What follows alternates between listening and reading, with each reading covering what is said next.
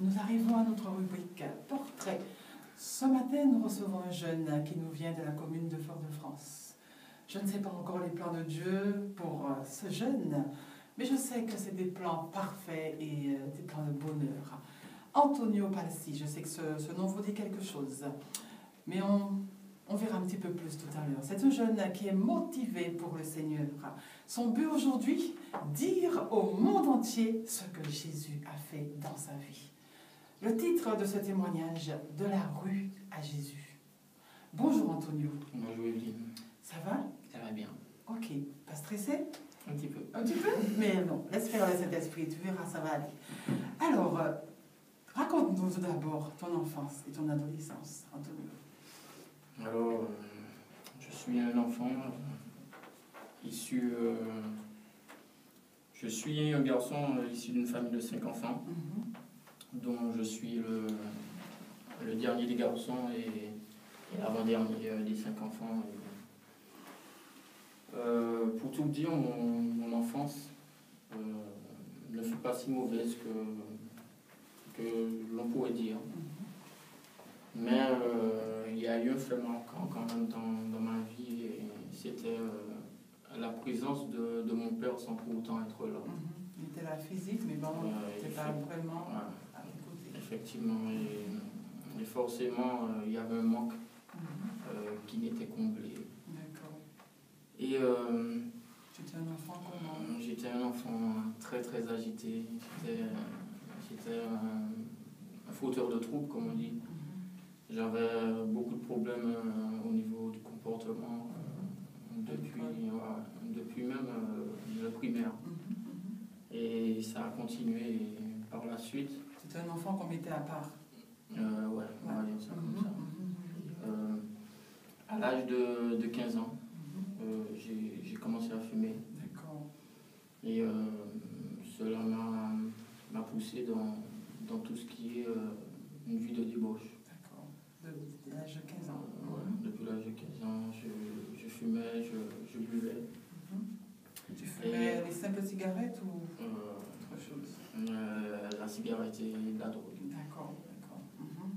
Et ça m'a amené à faire tout un tas de bêtises. D'accord. Pour mettre des choses normalement qui sont interdites. Comme voler, cambrioler, tout ce qu'il ne faut pas faire. Est-ce que tu peux dire qu'à cette période, tu étais un enfant heureux? J'ai cru l'être. J'ai cru que j'étais heureux parce qu'en tant que jeune, on pense que faire ce qu'on veut, c'est être libre, mais ce n'est pas le cas.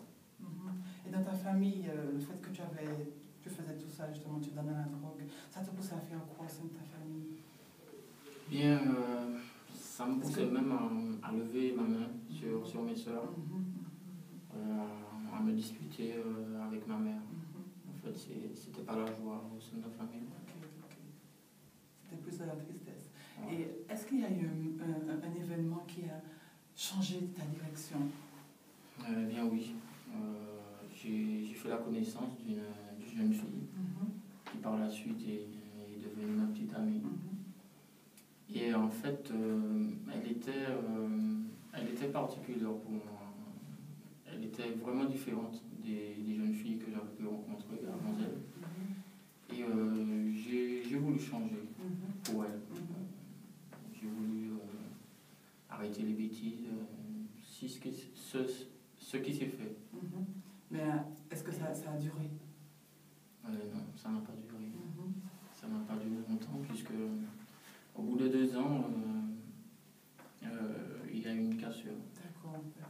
Nous avons rompu et j'ai eu le cœur brisé. D'accord. Et quand tu me dis que tu as eu le cœur brisé, qu'est-ce qui s'est passé? Dis-nous un peu comment tu étais. En fait, un cœur brisé, nous savons un peu ce que cela engendre. Tu t'es enfermé dans quelque chose? Je me suis enfermé, je ne sortais pas. Je ne mangeais pas. Le pire dans tout cela, c'est que j'arrivais à fumer et à boire et à ne pas me nourrir. D'accord. J'arrivais à sortir juste pour me procurer de la drogue. Donc j'étais vraiment dans les ténèbres. D'accord. tu es arrivé encore plus bas que tu l'étais effectivement. avant de rencontrer cette jeune fille. Et qu'est-ce qui s'est passé alors que tu étais dans ce gouffre, dans ces ténèbres? Qu'est-ce qui s'est passé? En fait, à cette époque, je travaillais avec mon père. Et mon père a un ouvrier qui est lui-même adventiste, que je considère maintenant comme mon père spirituel. Il s'appelle Jean-Marc, que je salue. Je me souviens, quand j'étais dans le monde, et Jadi, il m'avait proposé d'aller à des moments de louange, ce que j'avais poliment refusé. Et Ce moment précis là? voilà, ce moment précis. Et quand est venue la rupture, j'ai été poussé à me tourner vers ma Bible, ce que je crois qui me venait du Saint-Esprit. Et par la suite, j'ai commencé à discuter avec lui. Et il a commencé à me parler de Dieu. Nous avions été dans ces moments de louange. Et j'ai aussi fait la connaissance de la famille Georges. Et tout particulièrement de Louise aussi, que je salue, qui m'a beaucoup accompagné. En fait, ils ont tous deux eu un rôle très important dans mon cheminement parce que Dieu les avait vraiment placés sur mon chemin. On peut dire qu'en fait, ils ont été des lumières sur ton chemin. Et je ne cesse de le leur dire parce que faut savoir aussi être reconnaissant. Exactement. Et toutes ces personnes ont fait que tu as pris une décision dans ta vie? Oui, en fait, j'ai étudié pendant un an. Et j'ai été convaincu, après un an, je me suis baptisé. D'accord. Et tu as eu le baptême, et puis tu as accepté Jésus, c'est ça? Effectivement. Combien de temps ça a duré? Ça a duré 3 mois. D'accord. 3 mois après mon baptême. Durant ces 3 mois, j'étais un néophyte, comme on dit. J'étais rempli du Saint-Esprit. Et après ces 3 mois, j'ai eu une épreuve. J'ai eu une dispute avec mon père qui m'a vraiment mis hors de moi. Et il y a eu la rechute. Il y a eu la rechute. Au lieu de me tourner vers Dieu, je me suis dit ce jour que fumer m'aurait sans doute soulagé. Et ce fut un piège parce que j'ai beaucoup souffert. Cette souffrance a duré 6 mois. D'accord. 6 mois, j'ai vraiment souffert parce qu'en fait,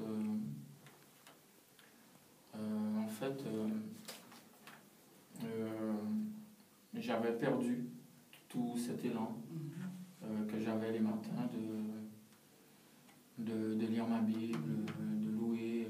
Il y avait aussi le petit groupe de la famille Georges. Je perdais aussi cette habitude d'y aller chaque vendredi où nous savions le sabbat. Tu n'avais pas le goût? Pas le goût, mais je me sentais tellement coupable. Et il y avait sans cesse cette voix qui me disait que je n'étais pas digne. Donc je n'osais pas venir devant mon Dieu. Et tu me disais que tu as fumé pendant ces 6 mois plus? Oui, effectivement. J'étais tellement tombé dans le piège de l'ennemi que, en fait, avant que je cesse de fumer durant ces 3 mois, j'ai quand même fumé pendant une période de 12 ans, ce qui est une formalité. Et pendant ces 6 mois, je me suis mis à fumer bien plus que je fumais durant ces 12 ans. D'accord. Et pendant ces 6 mois, qu'est-ce que tu ressentais au fond de toi-même? En fait, j'avais constamment honte. Je me souviens des sabbats. À chaque fois que j'allais au sabbat, j'avais cette tristesse en moi. Et Dieu qui m'a tellement parlé en ce temps, je me souviens de beaucoup de sœurs et de frères qui me parlaient. Et parfois, j'arrivais même à me dire que c'est pas possible. Mais j'ai rien raconté à cette personne. Et cette personne me parle de ce que je vis. C'est incroyable comment Dieu parle. Ok. Et est-ce qu'il y a eu un moment où Dieu t'a délivré? Oui. En fait, raconte-moi un petit peu. Voilà. Et c'est vraiment fait de façon anodine parce qu'en fait, j'aime à me dire que le Saint-Esprit m'a harcelé. Il m'a vraiment harcelé. Dieu a opéré de différentes manières. Et un jour, je me trouvais à partager la parole avec un jeune.